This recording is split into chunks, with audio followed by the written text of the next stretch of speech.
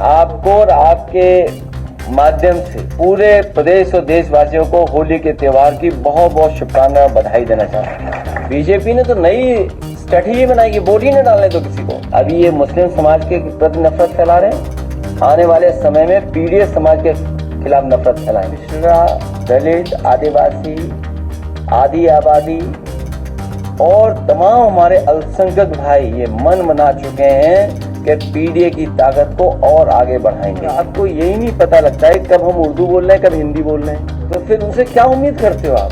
सोचिए, आप उर्दू का विरोध भी उर्दू में कर रहे थे वो, इसलिए हमारे मुख्यमंत्री 30 मार खाए। आज होली का त्योहार है। मैं आपको और आपके माध्यम से पूरे प्रदेश और देशवासियों को होली के त्योहार की बहुत बहुत शुभकामनाएं और बधाई देना चाहता हूं। ये जहां त्योहार रंगों का है, वहीं हम सब मिलकर के एक दूसरे के साथ बैठ करके रंगों का त्योहार मनाते हैं, जो खुशियां लेकर के आता है। गुजियों का त्योहार भी है। हम एक दूसरे का मुंह मीठा कर करके इस त्योहार को मनाते हैं। हमें उम्मीद है कि जो हमारी देश की पहचान रही है, गंगा जमुनी तहजीब, हमारे भाईचारा, एक दूसरे के साथ प्यार मोहब्बत के साथ हम लोगों ने हर त्योहार मनाया है। हर समाज के लोग एक दूसरे के त्योहार पर एक दूसरे को बधाई देते हैं। हम त्योहारों से जुड़े हुए हैं।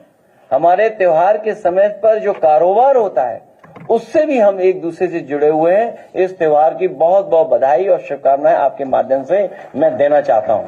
सुप्रीम कोर्ट ने समय समय पर सरकार को निर्देश भी दिए हैं।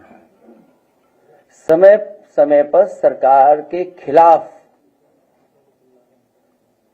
सुप्रीम कोर्ट ने बहुत महत्वपूर्ण ऑब्जर्वेशन भी की है। उसके बावजूद भी सरकार मानने को तैयार नहीं है। अगर सुप्रीम कोर्ट कहे कि घर बनाना पड़ सकता है, मुझे उम्मीद है कि सुप्रीम कोर्ट न्याय देगा और आने वाले समय में जनता भी इन चीजों को देख रही है, क्योंकि जनता खुद महसूस कर रही है कि भारतीय जनता पार्टी की सरकार में संविधान सुरक्षित नहीं है। भैया जी, विधायक केपी सिंह हैं, वो कह रहे हैं कि वार्ड बना दिया जाए मुस्लिम के लिए अलग अस्पताल। बहुत सी चीजों पर पर्दा डालने के लिए जानबूझ करके स्टेटमेंट दिए जाते हैं या दिलवाए जाते हैं। जहां मुख्यमंत्री जी ये कहते हों कि लाखों लाख जो नौजवान इलाहाबाद में सरकारी नौकरी के लिए तैयारी करते हैं, उनके लिए कह रहे हैं कि उन्होंने रोजगार दिलवाया है। मुझे कोई ये समझा दे कि सरकार ने कब फैसला लिया था वैधिक रूप से कि वो जो पर्सनल गाड़ी है वो कॉमर्शियल यूज कर सकते हैं। और फिर इसका मतलब तो ये हुआ कि अब नौजवान फिर 144 साल बाद रोजगार पाएंगे।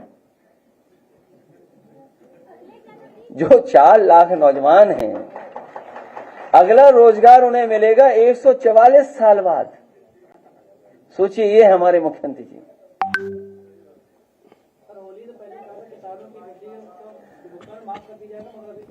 भारतीय जनता पार्टी से अच्छा झूठ, भारतीय जनता पार्टी से अच्छा झूठ का प्रचार, भारतीय जनता पार्टी से अच्छा झूठ पे बिल्कुल टिके रहना,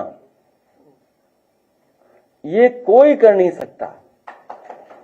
और समय समय पर कुछ साथी उनका सहयोग भी करते हैं उस झूठ को आगे बढ़ाने के लिए।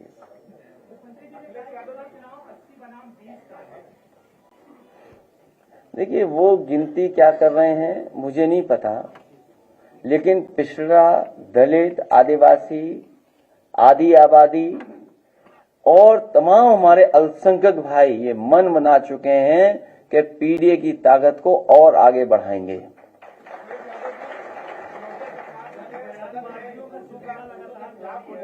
और नीतीश कुमार 70 दिन की ट्रेनिंग में जो है उर्दू सिखाएंगे। भाजपा के जो सहयोगी नीतीश कुमार, हमें और आपको यही नहीं पता लगता है कब हम उर्दू बोल रहे हैं कब हिंदी बोल रहे हैं, तो फिर उनसे क्या उम्मीद करते हो आप?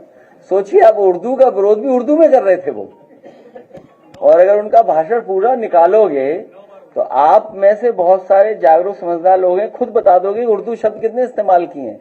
ये बात समझनी चाहिए कि उर्दू भारतीय भाषा है, यहीं पर जन्मी भाषा है।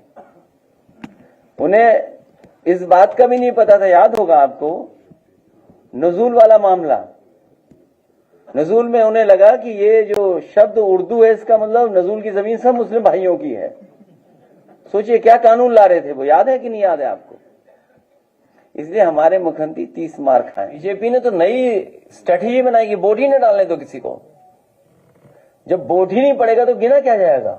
इसीलिए हमने अपने चौरसिया समाज के लोगों से आज कहा, हमारे पार्टी के नेताओं ने भी कहा कि सबसे पहले अपना वोट बनाएं। जो 18 साल से ऊपर हो गए वो वोट बनाना शुरू करें, अपनी वोटर लिस्ट को बेहतर करें।